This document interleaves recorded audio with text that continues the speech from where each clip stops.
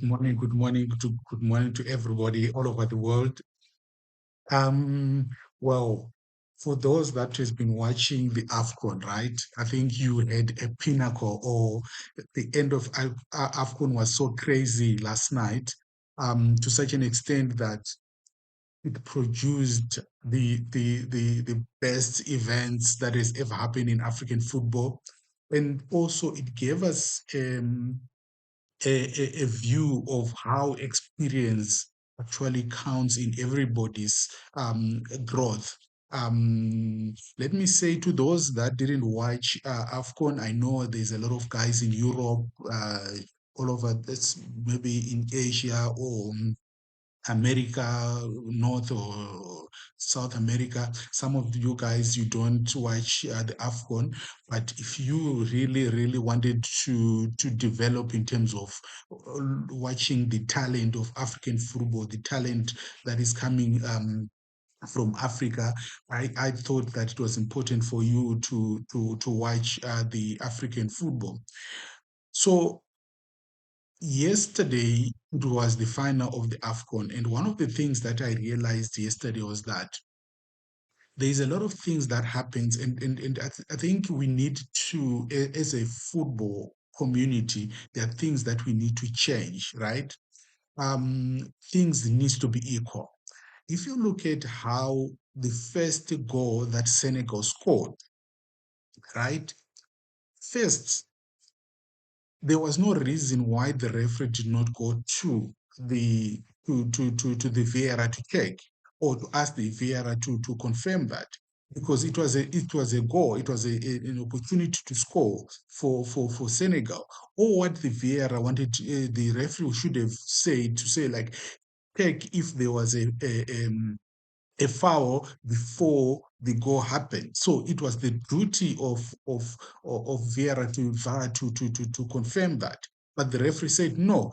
This is where now Senegal was aggrieved, right? Because now you go to the other end, and then all of a sudden Vieira comes in, right? And it's a penalty, right? So on the other side, I understand where Senegal was coming from, right? And I also understand why the referee said it's a penalty because of that. But it was a physical game, and these things could happen in any other match.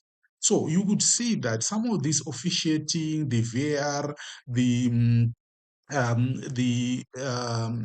the refereeing and all those kind of things, they actually cause problems, because it's whatever they do is not equal to each.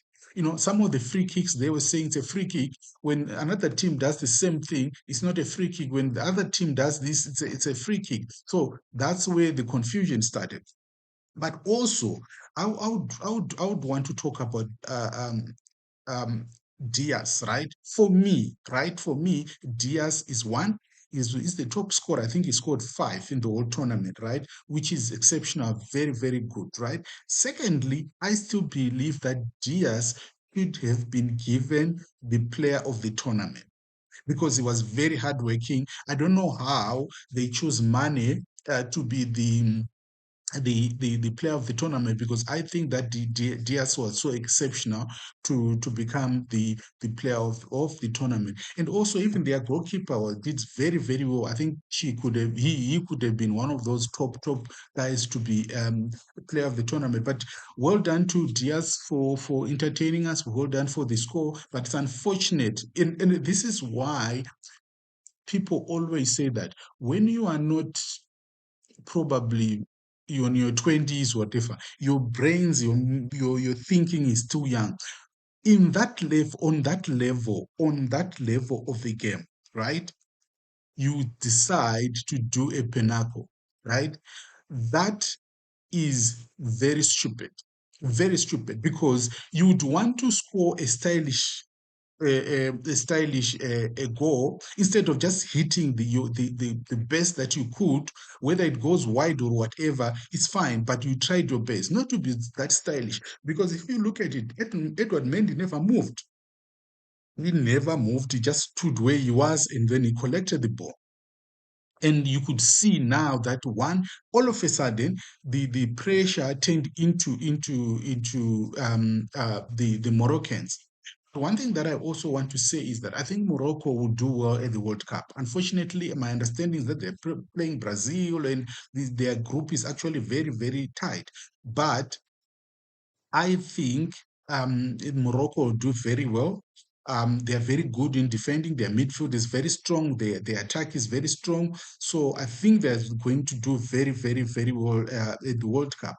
And Senegal deserve to win this. The reason why I say they deserve to win this, one, they've played very well from the onset up to until the final. That's number one. Number two, they're younger strikers, they're a young team, right? I think they've got one of the youngest teams in the competition, right? They played very well. You see, your Mama Dusa from Chelsea, who is playing in this in Strasbourg, he did very well after the captain Koulibaly got injured. He did very well. He came in, he was very solid and all those kind of things. And I don't think Koulibaly will come back for the next AFCON.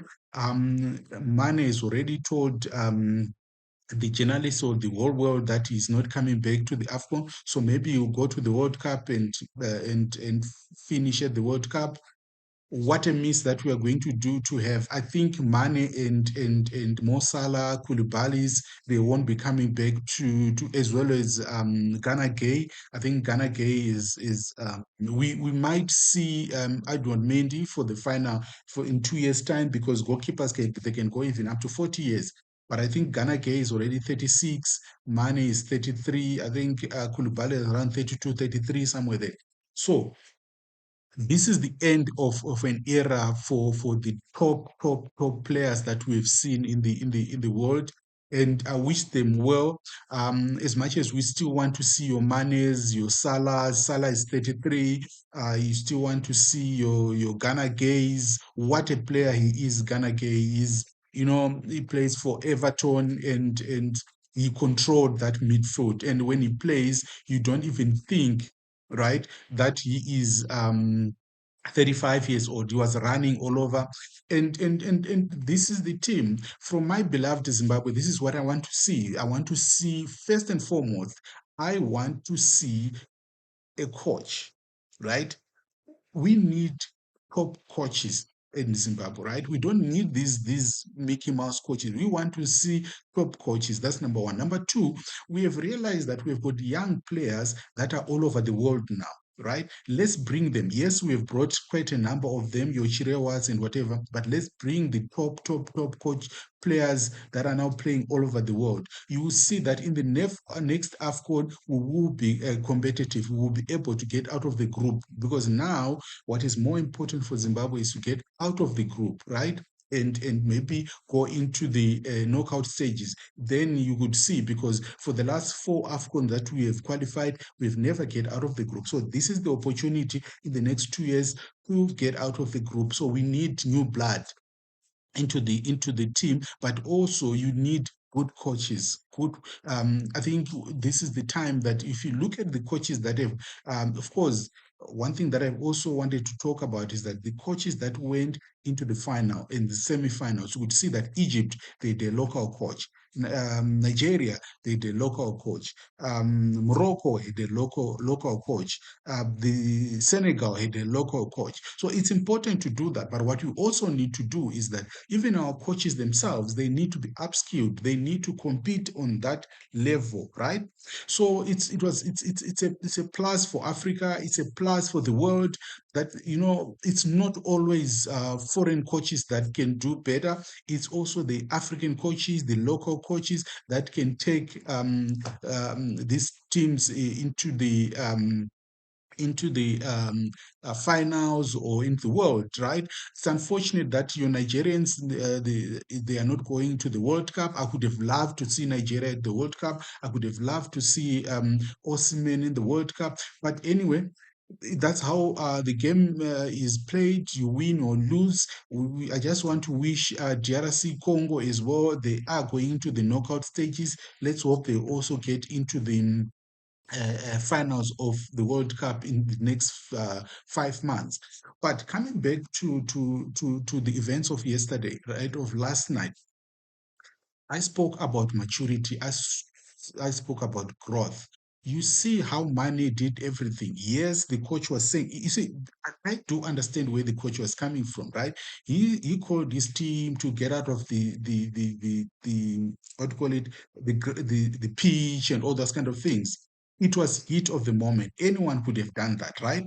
But you also, as a coach, you also need your senior players, right, to bring you to earth, to calm you down, to say, look, we understand you are the coach and you made a decision and whatever, but what are the implications of this?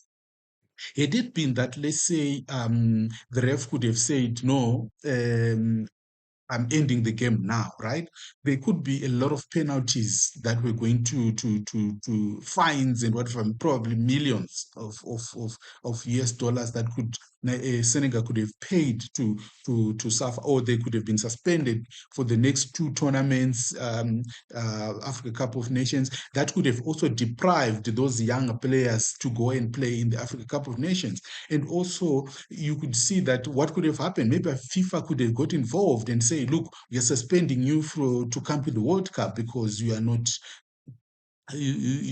organized and all those kind of things. So I say thumbs up to Sadio Mane for whatever he did last night. I also thumb up to uh, Jihad, one of the former Liverpool player. I think he also talked sense into Mane, and Mane went and called the whole team. Diouf said, "Look, Mane, we need to play this thing. We need to finish this thing." And Diouf, actually, Mane listened to Diouf, and Mane went and called the whole team to come back. So it's also important to have senior players in a